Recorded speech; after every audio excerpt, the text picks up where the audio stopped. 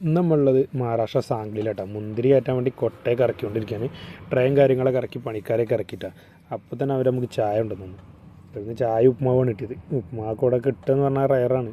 പിന്നെ ഇവിടുത്തെ ആൾക്കാർ അങ്ങനെ ഫുഡും കാര്യങ്ങളൊന്നും പണിക്കാർക്കൊന്നും അങ്ങനെ കിട്ടാൻ പാടാണ്. അതെന്തോ ഭാഗ്യം കൊണ്ട് നമുക്ക് കിട്ടി. നല്ല തോട്ടത്തിൻ്റെ മുതലാളി. പിന്നെ അത് കഴിഞ്ഞ് നമ്മൾ ഇതാ മുന്തിരി പറിക്കാൻ തുടങ്ങിയിട്ടുണ്ട്. അവിടുത്തെ ചേച്ചിമാരാണ് മുന്തിരി പറിച്ചുകൊണ്ടിരിക്കുന്നത്. മുന്തിരി പറയുന്നതൊക്കെ പറഞ്ഞാൽ പെട്ടെന്നാട്ടോ. അവർക്കൊക്കെ നല്ല എക്സ്പേർട്ടാണ് അവർ.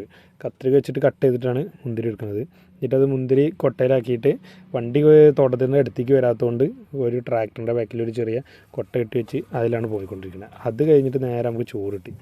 ചോറെന്ന് പറഞ്ഞാൽ വൈറ്റ് റൈസും പിന്നെ ഡാല് കറിയും പിന്നെ അതിലേക്ക് ഒരു കിഴങ്ങിൻ്റെ ഒരു എന്തൊക്കെയോ മിക്സ് ചെയ്തിട്ട് കിഴങ്ങിട്ടിട്ടൊരു കറി അത് കിട്ടി. ചോറും കാര്യങ്ങളൊക്കെ കഴിച്ച് ഏകദേശം ലോഡും കാര്യങ്ങളൊക്കെ ആയിരുന്നു. അപ്പോൾ ലോഡ് കാര്യങ്ങളൊക്കെ ആയി. പിന്നെ വണ്ടീൻ്റെ മുകളിൽ കയറി വീഡിയോ എടുക്കാമെന്ന് കരുതി.